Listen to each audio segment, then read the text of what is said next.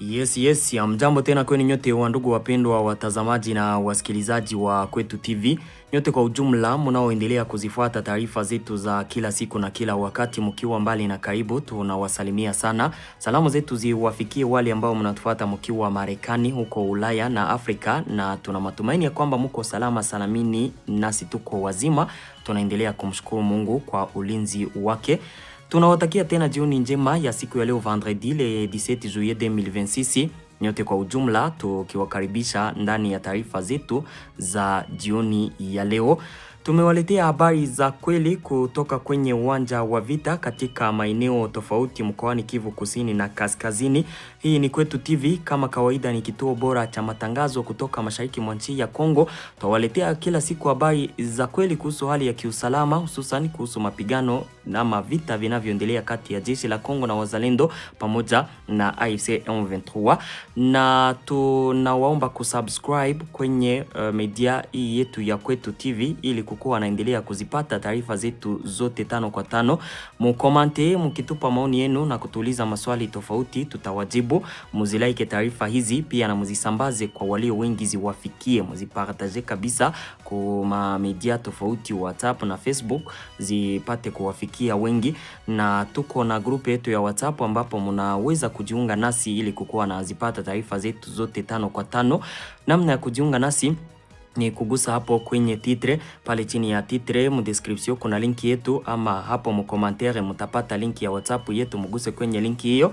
Mnaweza hata kutuandikia kwenye namba hiyo, hapo tutakuunga na WhatsApp yetu. Taarifa zetu zote utakuwa ukizipata 5 kwa 5. Bila kupoteza muda wetu na kukawia, moja kwa moja taarifa zetu kamili za magharibi ya leo tutazianzia ndani ya maeneo ya Haut Plateau de Fizi. Tuambie situation iko ae. Hapa kuna video tunazo kutoka kule. Video ya kwanza ni ya mwanajeshi wa Red Tabara Twirwaneho ambaye alishikwa mateka na jeshi la Kongo na wazalendo. Video njo ile muifuate, mutasikia mengi aliyoyatangaza.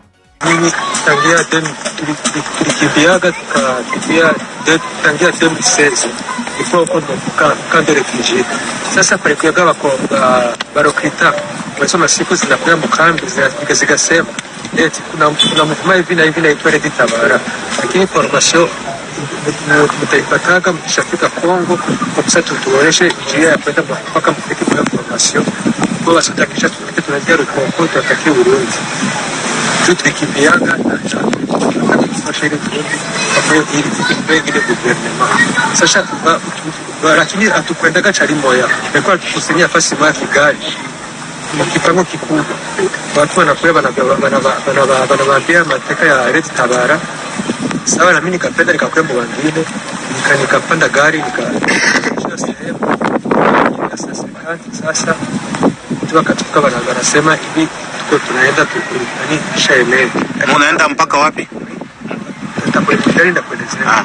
Sasa tukapanda mabisi wakatubeba hapo Sud Kivu. Najua kwa barabara kwanza bila ingia Kongo. Sud Kivu tukaenda sehemu hivi ile palikuwa kwa hospitali, lakini palikuwa jeshi. Tulikuwa naona waserikali na jeshi kweli. Ndio wakatupatia maboti, wakatupatia koti za baridi. Zingine tulikuwa tunaenda kwa barabara mwanzo. Alikuwa shilingi 2. Sasa tukapata tunapanda mlima vile hiyo usiku masaa moja. Jo wakatupatia makamio hii mabeni. Mabeni asangwe ya kwa kuchanga. Wacha dutwara kushika kuri antenne. Ari antenne ndende n'umusozi muremure. Turahaguma. Ile antenne ni fasi gani? Ni Kamanyola ni nayo mazina ntabwo kuri sandanya kuvuga ntabwo nenda ya ama rero turajyamaho turagumaho ngo baca barazana icyo turafungura. Hari abasoda batandatu bambaye batandatu bako kuzotwereka inzira. Kwa machache ambayo huyu mwanajeshi aliyatangaza, yule ambaye mmekuwa mkimuona aliyeshikwa mateka, anachokisema anasema kuwa Rwanda inawasaidiaka kwa ajili ya kutafuta koma wanaweza wakaenda wakatake pei ya Burundi ili Ndayishimiye atoke kwenye uongozi. alisema mengi, ila anasema kuwa mpango ndio huo kupitia Red Tabara group ya armée inayopiganisha pei ya Burundi wanayosaidiana nayo kule Minembwe, inasema inayosaidiana na AFC M23 na Twirwaneho. Mpango wao ni kuwasaidia kupitia AFC M23, iwapae vifaa, iwasaidie kabisa kwa wanajeshi, na watakapo kamata maeneo ya Uvira directement watake pei ya Burundi. Ndio vile jinsi alikuwa akitangaza. Nadhani kuna wale ambao wakusikia bia sauti ilikuwa chini, donc walikuwa akifafanua kama Rwanda inawasaidiaka. Ndio vile nadhani ya kwamba ile video mumeifuata na mumesikia kabisa yote aliyoyasema hapo, yanaeleweka. Hatutasema mengi kuhusu hayo. Tukiwa katika eneo za Fizi, situation securitaire kule wengi wanapenda wajue iko aye. Tulipata kabisa kiongozi wa Fizi ambaye alituambia situation jinsi iko. Video njo ile muifuate. Hapa ambapo nasemea ndio ofisi yangu kubiro ya territoire ya Fizi.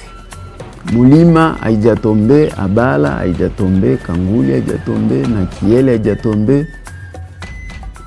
Hizo zote nafasi gouvernement congolais iko, ba FARDC wako, même s'il faut des va-et-vient entre les chefs-lieux du territoire et la ligne de front, mais ni serikali ndio inakontrole zile nafasi.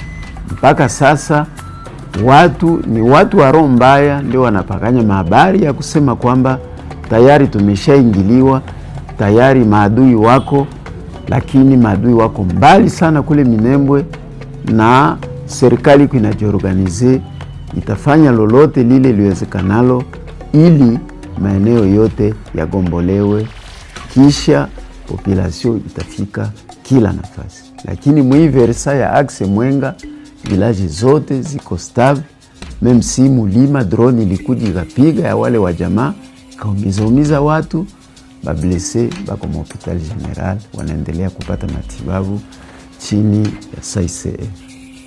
Matumaini tunayo, tungeliogopa tungekuwa hapa journalist. Tungelikuwa tuishafika Kalemi na wapi wengine kwenda Tanzania. Sai tuko tunafanya hii interview, tupo na tunaendelea na kazi. Na FARDC tuko na confiance nao na tunawasoutenir, na ndio maana tuko na imani kwamba tutagomboa maeneo ya Haut Plateau yote na watu wataendelea kuishi kama vile zamani. Jeunesse yetu tunaiomba iwe makini. Wakwe wanachambua vema information ya kupana na yenye hawezi fanya. Na pia wasijiunge na adui, ndio suwi yetu. Waweke confiance ku serikali yetu, waweke confiance ku majeshi yetu ambayo iko inapigana zidi ya wale waasi, na tutashinda avec l'effort ya wale wa jeune na soutien yao, kusoutenir FARDC, kusoutenir wazalendo. Tutashinda hii vita na Mungu atasaidia. Wasiwe na wasiwasi, wasipanike, wasiwe na woga, sababu jeunesse ndio Kongo ya kesho. Jeunesse ndio matumaini ya Kongo, na tuna matumaini ya kwamba hiyo jeunesse haitadanganywa na kila mtu ule mwenye anafika na franga lwake, na kila mtu ule mwenye anakuya na habari yake ya uongo. Bakae imara, baweke macho kwenye serikali na serikali itafanya kazi yake. Territoire ya Fizi ina matatizo mengi, pamoja na kwamba hatuwezi tukasema yote, lakini mojawapo ni wakubwa wetu wa territoire hawana moyen de transport kucouvrir maeneo yote ya territoire ya Fizi. Ile tungeliomba labda serikali waangalilie, wanaweza pata moyen de transport sasa vile mavehicule, wako wanatembelea Kilembwe, wanatembelea Makobola, wanatembelea Kazimia, wanaenda huko na huko kwa kurasire population, nasema mambo ikunenda sawa. Police nationale vile hawana moyen de plutôt moyen de transport. Même si FARDC konayo, lakini waongeze FARDC ile moyen de transport na mavikile ya kabambi pour le transport de troupes et autres. Hapa ku chef-lieu du territoire tuko tunaona mavikile umoja wa FARDC mais haisifiri. Tunaona vikile moja inabeba basoda 15, inabeba basoda 10 na kanaisha yana. Lakini zile vikile za transport de troupes zile za kabambi zinaweza beba matrupe ya kabambi na materiel na chakula hatuna.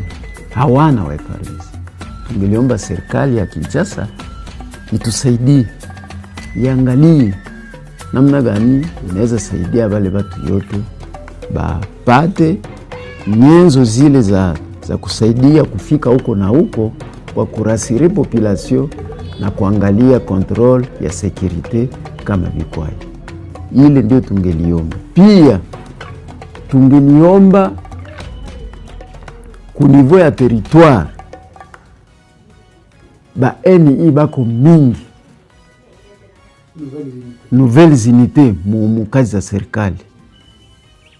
Tunaomba ministre Eliao wa fonction publique angalia namna gani anaweza mekanize watu. Unaona mtu apokea anaenda mutere, mawazo yake itaenda anadokoa lufrango la serikali anakula. Kama alikuwa na sehemu yake ya kila mwezi yako anapata, ule akidokoa sasa franga ya serikali on le frappe justice inaenda nayo. Nadhani ya kwamba kwa wale ambao walikuwa wakijiuliza maswali tofauti kuhusu hali ya kiusalama maeneo ya Fizi, wamepata jibu, wameelewa situation jinsi iko, wamejua ukweli tofauti na habari za bongo ambazo zilikuwa zikisambaa zikiwa mingi kwenye mitandao ya kijamii. Video tunazo leo ni za mingi. Hapa kuna video ya eneo za Irumu mkiwemo eneo ya Marabo kwenye grupe arme inayoitwa FPIC iliingia mwingine huu kabisa ikasababisha hali kukua mbaya, waliingia wakipiga masasi. Ni mapigano ambayo yalianza siku ya jana asubuhi wakati hii grupe arme ilikuwa ikipigana na jeshi la Kongo, wakisema kuwa jeshi la Kongo iliua kiongozi wao. Video njo zile mzifuate. Mnaona komasti wasio ilikuwa mbaya, waliingia wakipiga masasi, waliingia mwile village kabisa na wako makali. Hapo hali ya kiusalama iliendelea kukua mbaya zaidi siku ya leo. Jeshi la Kongo na hawa wanamgambo wa FPIC wako napigana sana mwile village. Hawa wanamgambo waliozifuata taarifa zetu za jana tuliwaambia kwamba waliataki jeshi la Kongo kwa sababu walikuwa wakisema kwamba kiongozi wao ambao waliuawa juzi ni FARDC ambayo ilimuua. Ndiyo maana waliataki FARDC kwa kulipiza kisasi. Mapigano yalishinda siku ya jana mweneo ile na ni kivumbi na jasho na hali ya kiusalama iko mbaya kabisa. Vitu vyote katika mwingine huo vikalemazwa na ikafika pale ambapo mapigano hayo yalikamata hatua nyingine. Sasa hawa wa rebele wakaingia ndani ya mwingine huo wa Marabo ambapo situation iko mbaya. Jeshi la Kongo lingali linapigana na hao wanamgambo katika mingine hiyo ya Marabo na zingine eneo zinazopatikana karibu na hapo kwenye axe Bunia Komanda. Situation iko mbaya kabisa, mapigano yanaendelea kukua makali zaidi.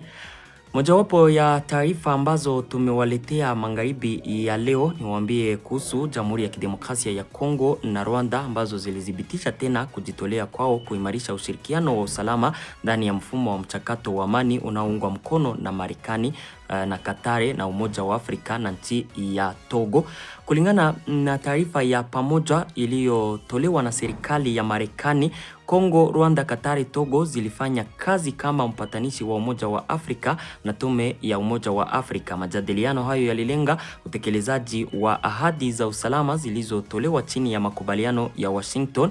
Wakati wa mkutano huo, washirika walipokea taarifa kutoka kwa ujumbe wa utulivu wa shirika la Umoja wa Mataifa katika Jamhuri ya Kidemokrasia ya Kongo MONUSCO kuhusu juhudi zake za kupokonya silaha, kuwaondoa wanajeshi katika jeshi na kuwarejesha katika jamii.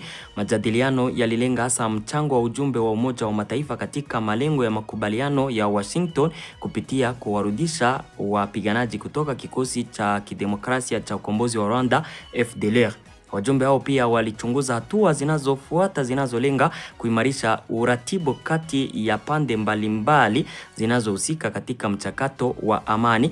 Katika taarifa hiyo, Kongo na Rwanda ziliahidi kushiriki taarifa mara kwa mara ili kudumisha tathmini ya pamoja na silaha ya hali ya usalama mashariki mwa nchi hizo mbili. Pia zilikaribisha usaidizi wa Marekani, Katari, Umoja wa Afrika na Togo katika juhudi za kurejesha amani ya kudumu katika eneo la maziwa makuu. Upande wa Rwanda ilikubali kuondoa kabisa system de defense kwenye mipaka kwa ajili ya kuleta usalama ama kumaliza mgogoro kati ya pande mbili. Hapa kuhusu Rwanda na Kongo, mnajua kwamba problemi na kwaka ya FDLR upande wa Rwanda na Kongo kuna kwaka wanajeshi wa Rwanda hapo na ile system de defense.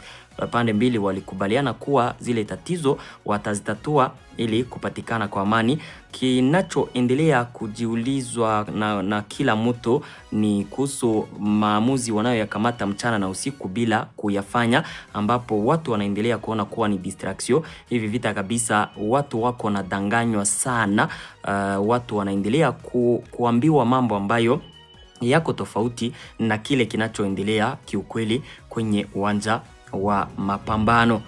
Tukiendelea na taarifa zetu, tuwapeleke Kinshasa. Kinshasa, Lieutenant General Jean-Pierre Kasongo Kabwiki aliwaonya vikali wajenzi wa taifa. Hawa ni watu wa zamani wa Kuluna ambao waligeuzwa kufanya kazi ya usafi mjini Kinshasa. Mfuate video ile iko ndani ya Lingala na Francais. Wale ambao wataelewa nitakuja kuwafasilia yote katika lugha ya Kiswahili. Wakasereza la te.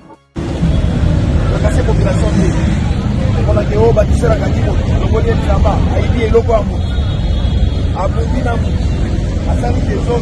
Alangwe. Boina boy. Pekistan. Wale la violation à consigne. Nenge tozabo. Ola takaka ba consigne na ba instruction ko ba continuer ba kupesa. Uta likolo e komanda bataillon komanda compagnie ko nazaliawa konsigne ko te pesami o beta ko kanga pour réguler circulation wana za musala na bisote so ke pona assainissement ko longola salité ce qui nous dit doit sali beba au milieu bango la chef peloton ya pour moyen la perte et qui s'ami comme on a bâtisseur à Zobeta. Oh, bâtisseur à Zobeta, on a des chemises. Oh, bâtisseur à Botoné, il a oh, bâtisseur à Zobeta, et qui s'ami. Et on a dit, oui, elle dit que nous avons discipliné. Oh, là, sa population soit à Kinshasa, que nous avons discipliné. Nous avons travaillé pour la population. Vous aidez? Oui. Est-ce que vous voyez que ça m'a dit à beaucoup de choses? Oui.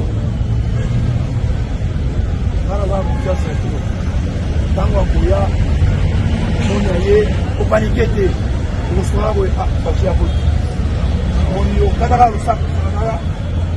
Bonjour excellence monsieur le président de la République, commandant suprême avazo yeko bandi mala moko o ngai batiser de mokoza moka sobela nga moto tokangayo. Et là, ceux qui me font dire que je suis partout, on est là, c'est le il y a l'obité. Oui, je suis numéro 1 en Boka. Oui, bien quoi? Oui.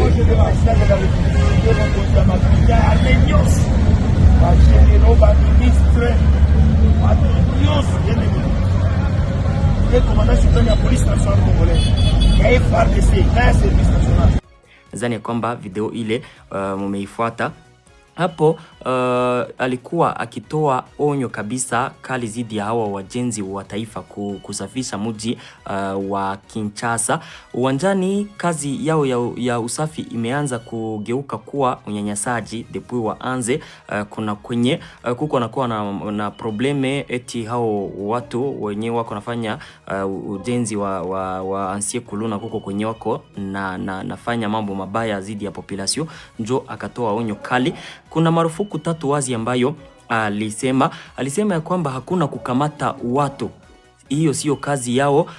Hao sio wanapolisi wa mahakama, wasiendelee kukamata watu kiholela.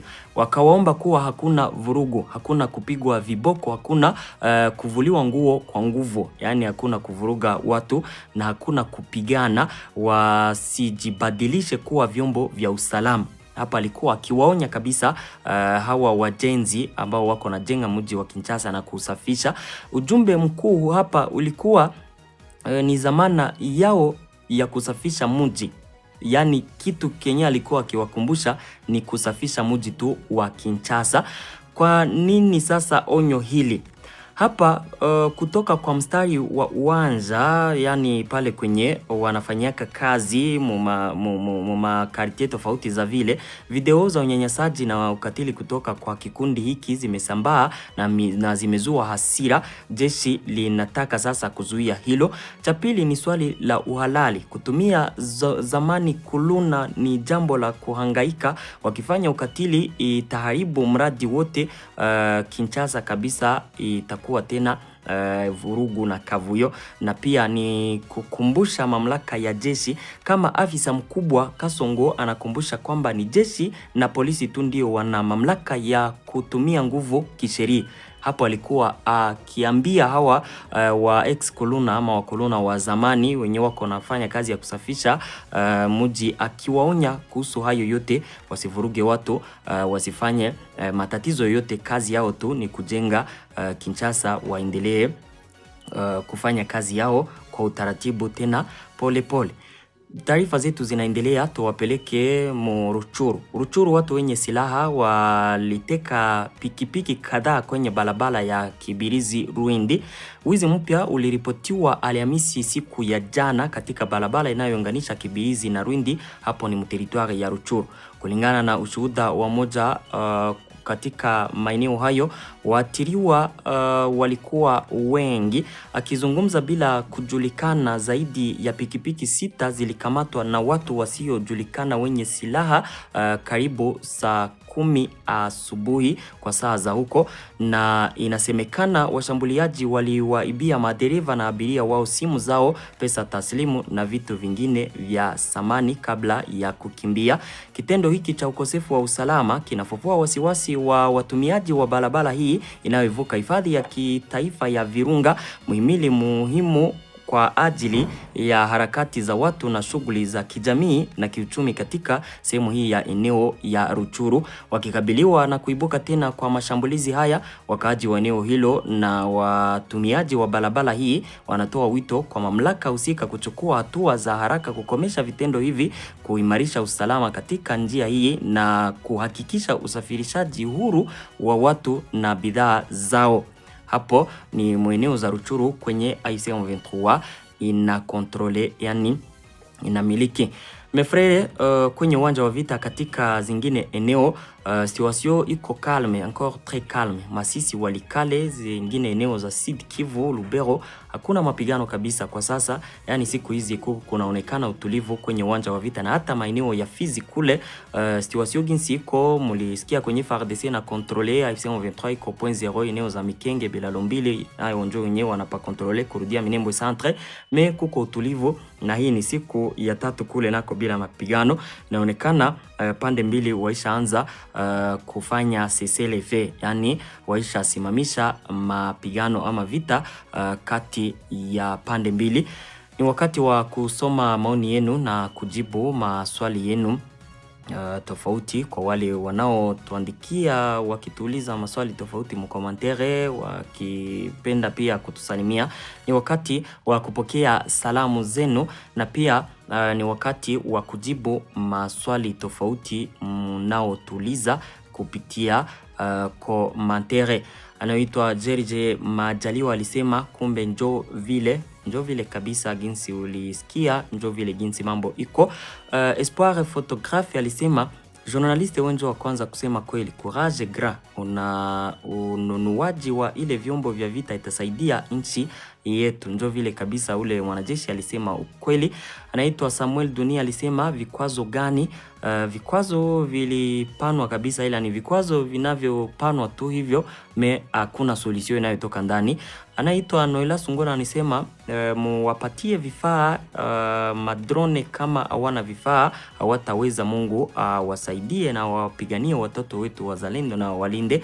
Naitwa Pascaline Balike anasema tunashukuru kwa habari, merci beaucoup. Nami nashukuru kwa kuwa mnanifuata na kutuuliza maswali tofauti, pia na kutuonesha kwamba mko nasi 5 kwa 5 mkipitia mkommentaire. Baraka Musoda anasema asante na kufuata 5 kwa 5. Ni Baraka kutoka Goma, merci. Kabiona Abimana anasema nous sommes fatigués de la souffrance imposée par le Rwanda. Anaitwa Kavugo Regina anasema asante sana kwa habari za ukweli, Mungu akubariki akuongezee maisha marefu. Asante nawe pia, Mungu akubariki. Moïse Saka Djungania anasema merci pour l'info de ce matin, monsieur journaliste, que Dieu vous bénisse. Concernant ces communiqués de l'armée, cela nous montre une déception totale de la part du gouvernement. Le budget de 5 millions consacré à l'armée pour cette année, iko wapi? Assemblée nationale qui contrôle le gouvernement, iko wapi? Voilà, nous vivons dans le mensonge et des vains discours, puis les intérêts politiques que l'intérêt du peuple. C'est Moïse Sagajunia depuis Kinshasa. Merci beaucoup. Na yale ambayo nasema ndio kweli na yanaendelea kuonekana. Filipe Boendo anasema Mungu akulinde siku kwa siku, ongea mengine uache habari ya vikwazo, ndoto hakuna siku watamwekea nanga vikwazo, sahau ile vikwazo viliwawekea, nyumba zao zikakamatwa, biashara zao nje zikakamatwa, hawezi wakazikontrole na banki zao zikafungwa, ila hayo hayana ndani solution. Solution iko ile watoke ama kukue ingine solution ambayo itamaliza vita. Ndombe Belge anasema shukrani kwa taarifa za asubuhi na courage kwa ile barua ule mwanajeshi alitumia president jo, inchi yetu iko toujours nyuma sana kwa kila kitu. Commentaire zenu ni mingi, mnajua kwamba kabisa mnakuwa wengi mnaotufuata hapo, tunaweza tukasimamia pale na tukiwashukuru kwa wale mnaoendelea kutufuata siku kwa siku, tukisema asante sana, tukiendelea kuwatakia jioni njema na usiku mwema. Tupatane tena ndani ya taarifa zifuatazo za kesho asubuhi, tukiwaambia habari za asubuhi kwenye uwanja wa vita. Merci beaucoup.